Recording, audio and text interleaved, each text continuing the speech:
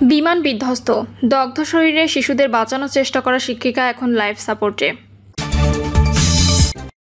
জানাবো আনুপাতিক নির্বাচন ব্যবস্থা বা পিআর পদ্ধতি কি। নির্বাচনের টানেলে ঢুকে গেছি, জনগণের দুয়ারে যান, বলছেন আমির খসরু।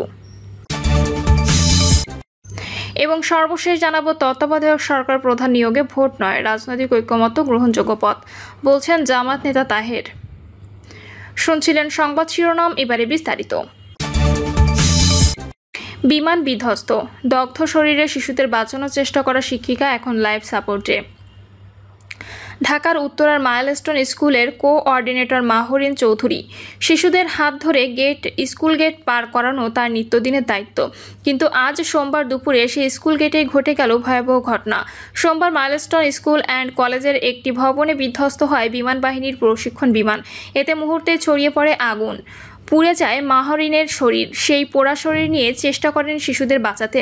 ঢাকা মেডিকেল কলেজ হাসপাতালের বার্ন ইউনিটের আইসিইউতে এখন মৃত্যুর সঙ্গে লড়ছেন মাহরিন।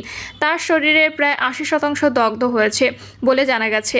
মাহরিনের স্বামী মনসুর হেলাল বলেন, মাহরিনের পা থেকে মাথা পর্যন্ত সব ঝলসে গেছে। আমার মনে হচ্ছে 100% দগ্ধ।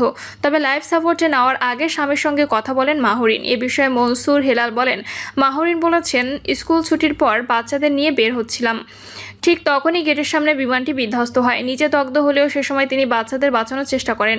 মাহরিন চৌধুরী এখন বেঁচে থাকার লড়াই করছেন। হাসপাতালের বার্ন ইউনিটের সামনে দাঁড়িয়ে আছেন তার স্বামী, পরিবার, সহকর্মী ও শিক্ষার্থীরা মাহরিনের জন্য দোয়া চেয়েছেন। আনুপাতিক নির্বাচন ব্যবস্থা বা পিআর পদ্ধতি কি। বর্তমান বাংলাদেশের সংসদীয় নির্বাচন ব্যবস্থায় 300টি আসনে আলাদা আলাদা প্রার্থী দিয়ে নির্বাচন অংশগ্রহণ করে রাজনৈতিক দলগুলো। অন্যদিকে আনুপাতিক প্রতিনিধিত্ব বা পিআর হচ্ছে নির্বাচনী ব্যবস্থার এমন একটি পদ্ধতি যেখানে আসন বণ্টন হয় প্রতিটি রাজনৈতিক দলের প্রাপ্ত ভোটের আনুপাতিক হারে। উদাহরণ হিসেবে বলা যায়, যদি কোনো দল মোট প্রদত্ত ভোটের শতকরা 10% পায়, তাহলে সেই দল আনুপাতিক হারে সংসদের 10% বা 30টি আসন পাবে। পিআর বা আনুপাতিক প্রতিনিধিত্ব নির্বাচনের ক্ষেত্রে মুক্ত, গোপন ও মিশ্র 3টি আনুপাতিক নির্বাচন ব্যবস্থা রয়েছে। বিশ্বের বিভিন্ন দেশে, দক্ষিণ এশিয়ার 2টি দেশ এবং ইউরোপ সহ উন্নত বিশ্বের অনেক দেশে আনুপাতিক পদ্ধতিতে ভোট হয়। নির্বাচনের টানেলে ঢুকে গেছি, জনগণের দুয়ারে যান, বলছেন আমির খসরু।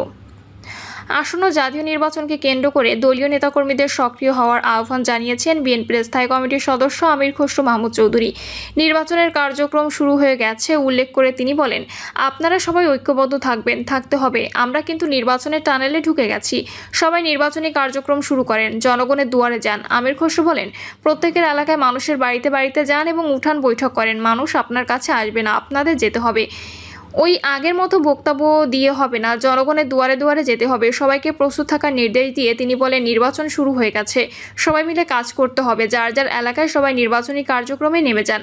আমরা ভেবেছিলাম শেখ হাসিনা পলায়নের পর দেশের রাজনৈতিক দলগুলোর মধ্যে একটি সহনশীলতা, পরস্পরের প্রতি সম্মানবোধ, রাজনীতিতে ইতিবাচক একটা পরিবর্তন আসবে। দেশের মানুষ আত্মত্যাগ করেছে, জীবন দিয়েছে গণতান্ত্রিক পরিবেশ সৃষ্টির জন্য। গণতান্ত্রিক পরিবেশ তখনই প্রতিষ্ঠিত হবে যখন একটা রাজনৈতিক দল অন্য রাজনৈতিক দলের প্রতি ভিন্ন মত পোষণ করেও সম্মান জানাবে, সহনশীলতা দেখাবে। তিনি আরও বলেন, কিন্তু আমরা দেখতে পাচ্ছি সেটা হচ্ছে, কিন্তু রাজনৈতিক দল তারা শিক্ষা নেয়নি।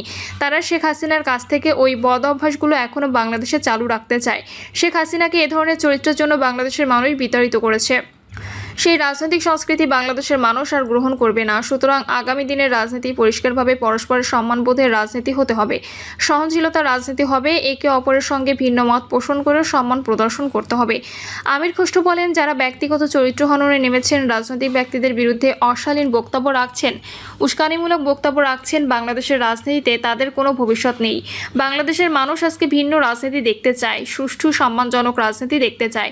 সুতরাং বিএনপি সেটাকে ধারণ করে আমরা সেই পথে চলছি, সুষ্ঠু রাজনীতির পথে চলছি, সহনশীল রাজনীতির পথে চলছি, পরস্পর সম্মানবোধের রাজনীতির পথে আমরা চলছি। আমির খসরু আরও বলেন, এই যে অসম্মানজনক আচরণ, এটার পেছনে উদ্দেশ্য হচ্ছে আগামী দিনের বাংলাদেশের মানুষ যাতে ভোট প্রয়োগ করে, তাদের প্রতিনিধি নির্বাচন করে, সংসদ গঠন করে, সরকার গঠন করে, তার মালিকানা প্রয়োগ করতে ভোটের মাধ্যমে। তারা সেটা চায় না, তারা ভোট চায় না, তারা চায় অশান্তি, বাংলাদেশকে অশান্ত করার জন্য চায়। তবে ওই দিন এখন আর নেই। বাংলাদেশের মানুষ স্থিতিশীলতার সংযম, সহনশীলতা ও উন্নয়ন চায়। মানুষ তার জীবনযাপন উন্নত করার অপেক্ষায় আছে। আগামীতে তারেক রহমানের নেতৃত্বে সরকার এনে দিয়ে নতুন বাংলাদেশ গড়ার অপেক্ষায় আছে। বিএনপির এই কেন্দ্রীয় নেতা বলেন, বাংলাদেশের মানুষের মালিকানার কথা গত 17 বছর ধরে বলে যাচ্ছি। বাংলাদেশের জনগণের মালিকানা ফিরিয়ে দিতে হবে। তার বিরুদ্ধে আপনাদের অবস্থান। এই অবস্থানে থেকে বাংলাদেশের রাজনীতিতে এগোনোর কোনো সুযোগ হবে না। সে যে দলেরই হোক। শেখ হাসিনা পালিয়ে যাওয়ার পরে দেশের মানুষের মনোজগতের পরিবর্তন হয়েছে।